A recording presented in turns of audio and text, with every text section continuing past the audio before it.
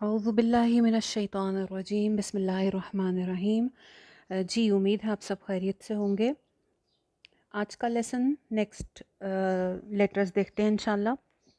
अभी तक हमने जो लेटर्स पढ़े वो खौ तक पढ़े, और इसमें हमने देखा कि खौ जो था ये मोटा था, बाकी सब हरूफ जो थे वो बारीक थे। और इसके अलावा हमने ये देखा कि जीम को हमने एक लंबा करके पढ़ा था इस लेटर को, और इसके अलावा जो बा ता सा और हा खौ थे इनको हमने एक एक अलिफ लंबा किया था।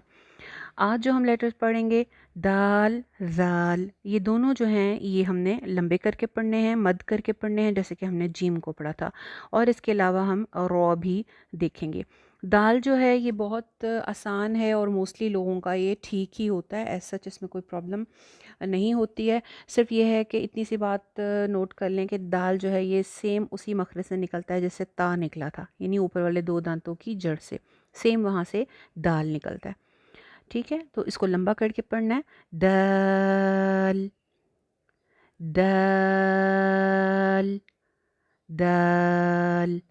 दाल बोलते वक़्त भी उसी चीज़ का ख़्याल रखना है जो हमने अलिफ़ के एंगल के बारे में बात पढ़ी थी, बा ता सा हा के मुतल्लिक, कि दा जब हमने बोलना है तो अलिफ़ का एंगल जो है वो 90 के एंगल पे तीखा या सीधा नहीं आएगा, दाल मुंह खोल के नहीं, दाल ज़रा झुका झुका सा अंदाज़। और जब लाम बोलना है दाल क्यों मतलब इसको जब हम खोलते हैं तो दाल अलिफ लाम आ रहा है ना, तो लाम की जो साउंड है उसको हिला के नहीं पढ़ना, मतलब कल ऐसे बाउंस नहीं करना, दाल ल ये नहीं करना, दाल जमा के दाल दाल। ठीक हो गया। इसके बाद आ जाता है जी ज़ाल। ज़ाल थोड़ा सा ट्रिकी है, जैसे कि मैंने पहले भी बताया था कि सा जो है एक लेटर हमने ऊपर पढ़ा था जो कि थोड़ा सा ट्रिकी था, जिस जिस पे थोड़ी कोशिश करनी चाहिए, और ये उन्हीं लेटर्स में से है जो कि मिलती जुलती आवाज़ों वाले हरूफ कहलाते हैं। ज़ाल और ज़ा जो है इनकी आवाज़ सिमिलर होती है, और अगर हमने ज़ाल का मखरज थोड़ा सा भी ख़राब किया तो जो है ये ज़ा से मुशाबे हो जाएगा और फिर मीनिंग चेंज हो जाएगा। ज़ाल एग्जैक्टली वहीं से निकलता है जहाँ से ऊपर हमने सा पढ़ा था। हमने पढ़ा था सा में कि सीटी की आवाज़ नहीं आनी, और ज़ुबान की नोक को ऊपर वाले दो दांतों के किनारे पे रख के तो फिर बोलना है सा। बिल्कुल वहीं से सेम आपने ऊपर वाले, आपको तस्वीर में नज़र भी आ रहा होगा कि ज़ुबान की नोक जो है वो ऊपर वाले दो दांतों के किनारे पे लग रही है। ऊपर के दांतों के किनारे पे लग के तो फिर आपने बोलना है ज़ा। ज़ाल ज़ाल। इसको ज़ा नहीं कहना, ज़ाल। ये बहुत ख़्याल रखना है कि यही चंद लेटर्स हैं जो मिलती जुलती आवाज़ों वाले होते हैं हरूफ, कि इस पे इंसान थोड़ी सी मेहनत कर ले ताकि मखारज जो हैं वो ठीक हो जाएं और फिर बाद में गलती का इम्कान ना हो, क्योंकि ये जो तलफ़्फ़ुज़ की गलती होती है, मखारज की गलती होती है, ये मानी बदल देती है और ये हराम दर्जे की गलती कहलाती है। तो आपने ख़ास ख्याल रखना है, सा और ज़ाल ये दोनों एक ही जगह से निकलते हैं। शीशे के सामने खड़े होकर आपने इसकी प्रैक्टिस करनी है कि ऊपर वाले दो दांतों के किनारे पे पहले ज़ुबान रखें, फिर बोलें ज़ा। आ जब हम बोलेंगे, अलिफ बोलेंगे, तब तो ज़ुबान वहाँ नहीं रहेगी ऑब्वियसली, सिर्फ जो स्टार्टिंग की जो साउंड है ज़ की, ज़, ये वाली साउंड की वक़्त आपकी जो ज़ुबान की नोक है वो ऊपर वाले दो दांतों के किनारे पे रहेगी। ज़ाल। इसमें भी वही एंगल का ख़्याल रखना है कि अलिफ़ का एंगल जो है वो सीधा ना जाए, जैसे ब त स ह, वैसे दाल ज़ाल।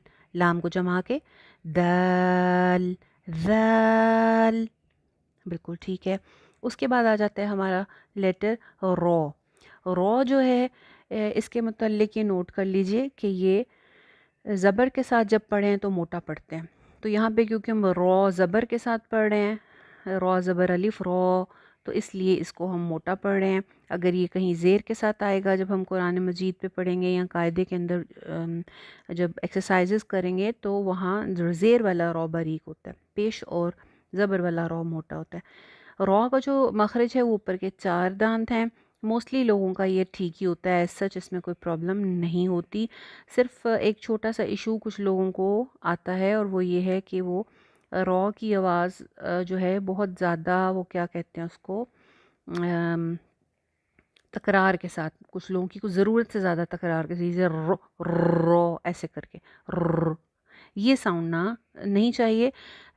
تکرار تو اس کے اندر ہوتی ہی ہے، لیکن اتنی زیادہ تکرار نہیں کرنی کہ ایک رو کے بجائے کوئی 3 سے 4 رو ادا ہو رہے ہیں۔ رو رو رو، اس کو ایک الف پڑھنا ہے، ٹھیک ہے؟ جیسے با تا سا، ویسے رو۔ اب کیونکہ یہ موٹا حرف ہے تو اس میں ہم یہ نہیں کہہ سکتے کہ اس کا اینگل جو ہے یہ وہ رہے گا، تھوڑا سا تیکھا رہے گا، ترچھا رہے گا، جیسے کہ ہم نے با تا کا پڑھا تھا۔ یہ خو جیسے ہم نے پڑھا تھا ویسے رو۔ جو موٹے حرف کے ساتھ کا الف ہوتا ہے وہ بھی موٹا ہوتا ہے، وہ باریک نہیں ہوتا۔ جیسے خو الف بھی موٹا ہوا، ویسے رو الف بھی موٹا ہو جائے گا، ٹھیک ہے؟ چلیے پھر سے پڑھتے ہیں ذرا شروع سے۔ بسم اللہ الرحمن الرحیم۔